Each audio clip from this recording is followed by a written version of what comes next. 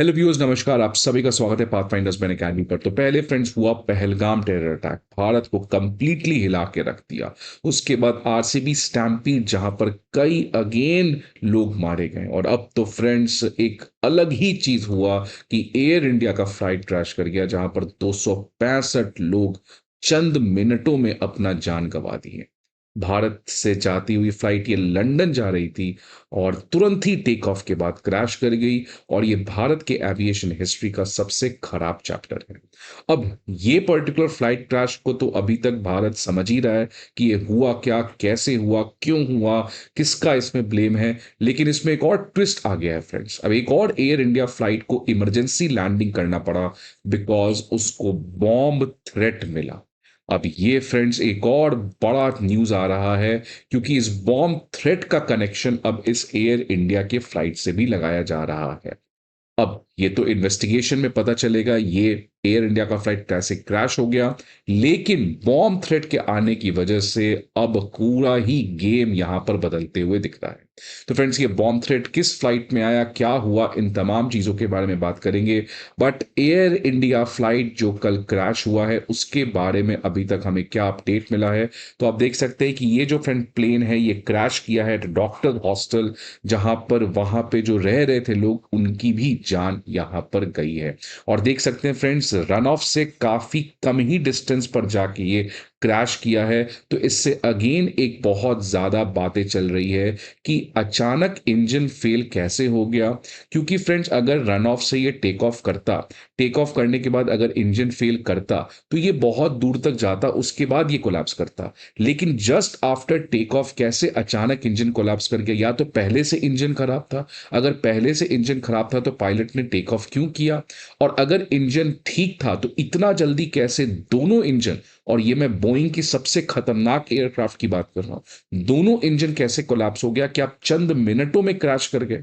तो अभी फ्रेंड्स इसकी वजह से काफी कंफ्यूजन है। ब्लैक बॉक्स तो रिकवर किया गया है, अब उसके छानबीन में ही पता चलेगा। बिकॉज इस तरीके का इंसिडेंट फ्रेंड्स नहीं हुआ है। कुछ साल पहले आपको पता है एक मलेशियन एयरलाइंस इसी तरीके से अचानक गायब हो गई थी।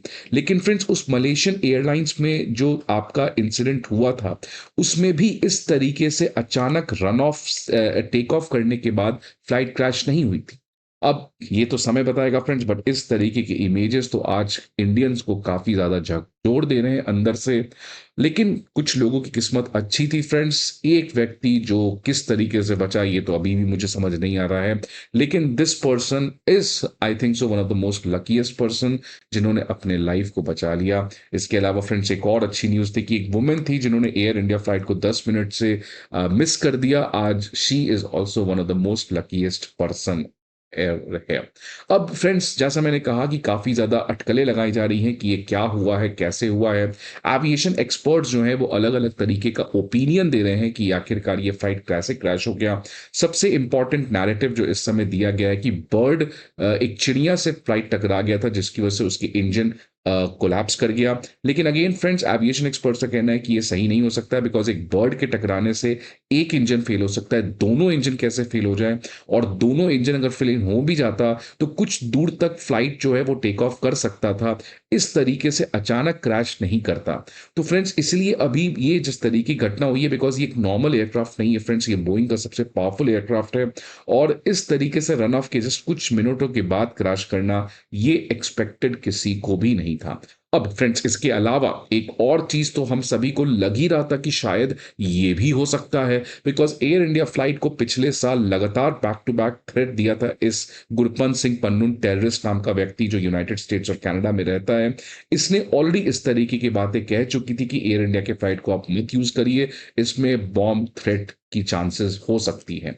और इसी फ्रेंड्स ये तो ऑलरेडी चल ही रहा था अंदर से डिस्कशन की क्या ये भी एक एंगल हो सकता है। लेकिन अब अचानक एक फ्रेंड्स देख सकते हैं, जस्ट अभी रिसेंटली ये न्यूज आया है कि जो एयर इंडिया की फ्लाइट फुकेट से दिल्ली जा रही थी उसको इमरजेंसी लैंडिंग करना पड़ा है आफ्टर द बॉम्ब थ्रेट। तो इसके बाद फ्रेंड्स अब काफी ज्यादा सोशल मीडिया और न्यूज चैनल में चलाया जा रहा है कि क्या कोई कानून कंजक्शन हो सकता है इस एयर इंडिया के फ्लाइट क्रैश के पीछे। तो देख सकते फ्रेंड्स एक नया ट्विस्ट आ गया है इस पूरे इंसिडेंट में कि an Air India flight from Phuket Thailand to New Delhi, इसको इमरजेंसी लैंडिंग करना पड़ा फ्राइडे को following a bomb threat receiving on board. इस पर्टिकुलर फ्लाइट में फ्रेंड्स AI 379 में लगभग 156 पैसेंजर्स थे और ये फुकेट इंटरनेशनल एयरपोर्ट से इंडिया आ रही थी। जैसे वो अंडमान सी में एंटर की, अचानक इसको एक बॉम्ब थ्रेट मिला, जिसकी वजह से इसको अचानक रिटर्न बैक करके थाई आइलैंड में इमरजेंसी लैंडिंग करना पड़ा। ऑल्दो ये सारे 156 पैसेंजर्स अभी एवैक्यूएट किए जा चुके हैं, किसी भी तरीके की प्रॉब्लम की बात नहीं है एज ऑफ नाउ।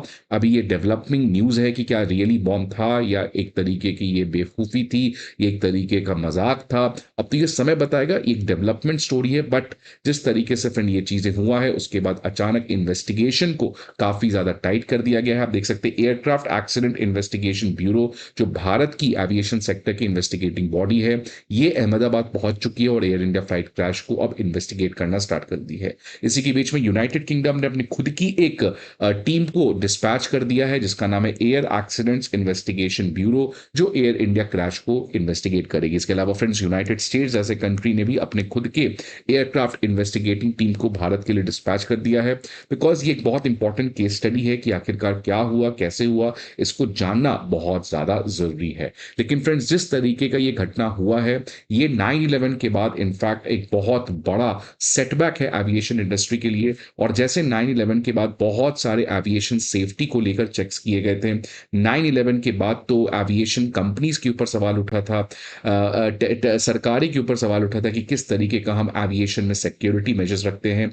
इस इंसिडेंट के बाद फ्रेंड्स बोइंग, एयरबस, ऐसे तमाम तरीके के एयरक्राफ्ट कैरियर्स और एयर इंडिया और जितने भी ये कंपनीज हैं, उनके ऊपर सवाल उठेगा कि किस तरीके से फ्लाइट का मेंटेनेंस, रिपेयर, पायलट की सेफ्टी, पायलट का कंफर्ट, उन सभी चीज़ों को ध्यान में रखा जाता है कि नहीं रखा जाता है। सो ऑब्वियसली फ्रेंड्स इस पर्टिकुलर इंसिडेंट के बाद, क्योंकि आपको पता है ऑलरेडी एविएशन सेक्टर काफ़ी समय से प्रॉब्लम में चल रहा था, कुछ ना कुछ छोटे छोटे इंसिडेंट हो रहे थे, फाइनली इतना बड़ा इंसिडेंट हुआ है जिसने सबको हिला दिया है। तो आने वाले समय में एविएशन सेफ्टी के ऊपर एक बहुत बड़ा मैसेज होने वाला है।